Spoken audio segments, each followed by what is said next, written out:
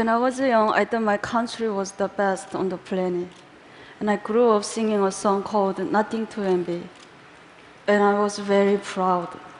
In school, we spent a lot of time studying the history of Kim Il-sung, but we never learned much about the outside world. Except that America, South Korea, Japan are the enemies. Although I often wondered about the outside world, I thought I would spend the entire my life in North Korea until everything suddenly changed. When I was 7 years old, I saw my first public execution. But I thought my life in North Korea was normal. My family was not poor, and myself had never experienced hunger. But one day in 1995, my mom brought home a letter from a Caucasus sister. It read, "When you read this, our 5 family members will not exist in this world because we haven't eaten for the past week.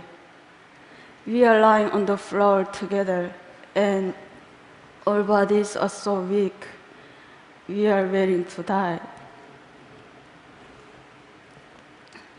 I was so shocked. This was the first time I heard that people in my country were suffering. Soon after, when I was walking past the train station, I saw something terrible that I can't erase from my memory. A lifeless woman was lying on the ground, while an emaciated child in her arms just stared helplessly at his mother's face. But nobody helped them because they were so focused on taking care of themselves and their families. A huge famine hit North Korea in the mid-1990s. Ultimately, more than 1 million North Koreans died during the famine, and many only survived by eating grass, bugs, and tree bark. Power outages also become more and more frequent, so everything around me was completely dark at night, except for the Sea of Lights in China, just across the river from my home. I always wondered why they had lights, but we didn't. This is a satellite picture showing North Korea at night compared to neighbors. This is the Amno River, which serves as a part of the border between North Korea and China. As you can see, the river can be very narrow at certain points, allowing North Koreans to secretly cross. But many dying. Sometimes I saw dead bodies floating down the river. I can't reveal many details how I left North Korea, but I only can say that during darker years of the famine, I was sent to China to live with distant relatives. But I only thought that I would be separated from my family for a short time. I could have never imagined that it would take 14 years to live together. In China, it was hard living as a young girl without my family.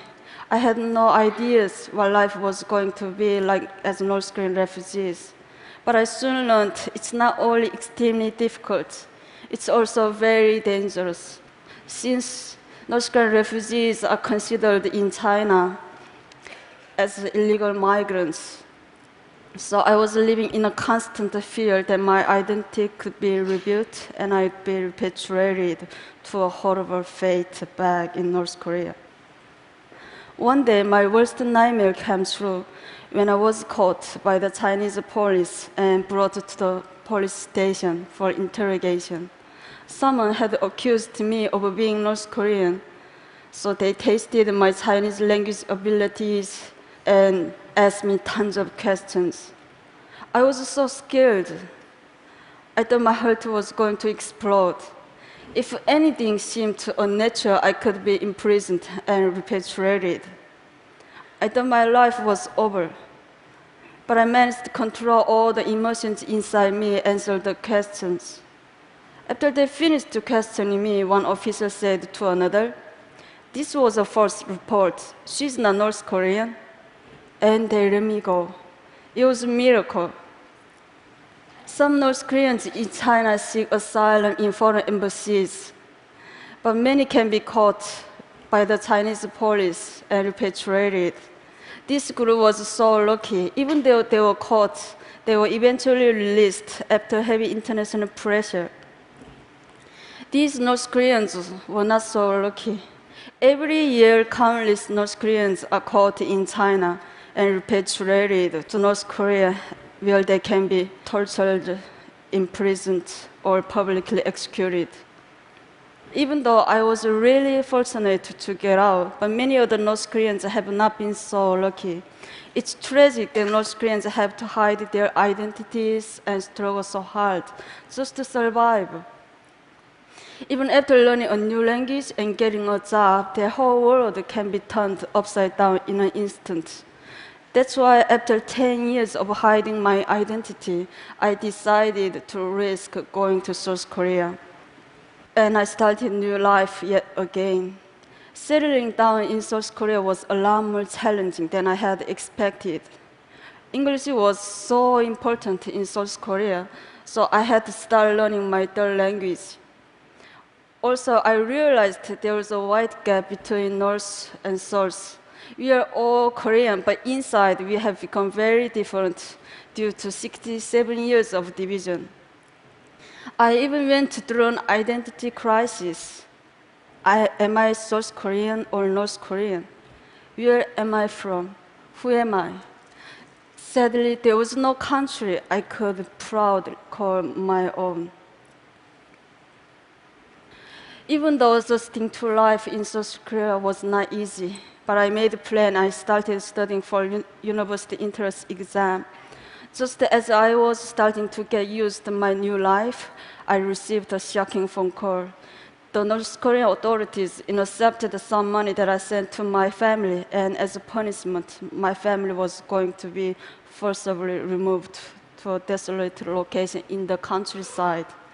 They had to get out quickly, so I started planning how to help them escape.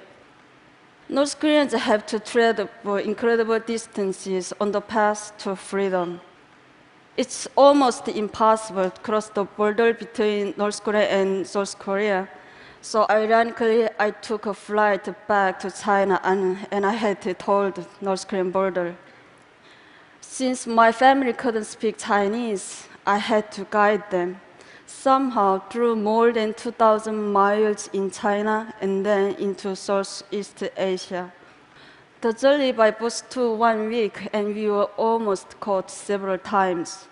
One time, our bus was stopped and boarded by a Chinese police officer. He took everyone's ID cards and he started asking them questions. Since my family couldn't understand Chinese, so I thought my family was going to be arrested. As the Chinese officer approached my family, I impulsively stood up and I told him that these are deaf and dumb people that I was chaperoning. He looked at me with suspiciously, but luckily he believed me. We made it all the way to the border of Laos, but I had to spend almost all of my money to bribe the border guards in Laos. But even after we got past the border, my family was arrested and jailed for illegal border crossing. After I paid the fine and bribe, my family was released in 1 month. But soon after, my family was arrested and jailed again in the capital of Laos. This was one of the lowest points in my life. I did everything to get my family to freedom, and we came so close. But my family was thrown in a jail just a short distance from the South Korean embassy. I went back and forth between the immigration office and the police station, desperately trying to get my family out. But I didn't have enough money to pay bribe or fine anymore. I lost all hope. At the moment, I heard one man's voice ask me, "What's wrong?" I was so surprised that a total stranger cared enough to ask.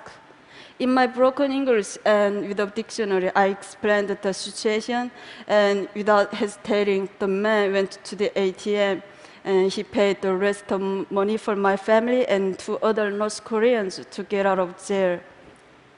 I thanked him with all my heart and I asked him, "Why are you helping me?" "I'm not helping you," he said. "I'm helping North Korean people." I realized that this was a symbolic moment in my life. The kind strange symbolized new hope for me and the North Korean people when we needed it most. And he showed me the kindness of strangers and the support of the international community are truly the rays of hope when North Korean people need. Eventually, after our long journey, my family and I were reunited in South Korea. But getting to freedom is only half the battle. Many North Koreans are separated from their families, and when they arrive in a new country, they start with little or no money. So we can benefit from international community for education, English language training, job training, and more. We can also act as a bridge between the people inside North Korea and the outside world, because many of us stay in contact with family members still inside, and we send information and money that is helping to change North Korea from inside. I've been so lucky to receive so much help and inspiration in my life. So I want to help give aspiring North Koreans a chance to prosper with international support. I'm confident that we will see more and more North Koreans succeeding all over the world, including the TED stage. Thank you.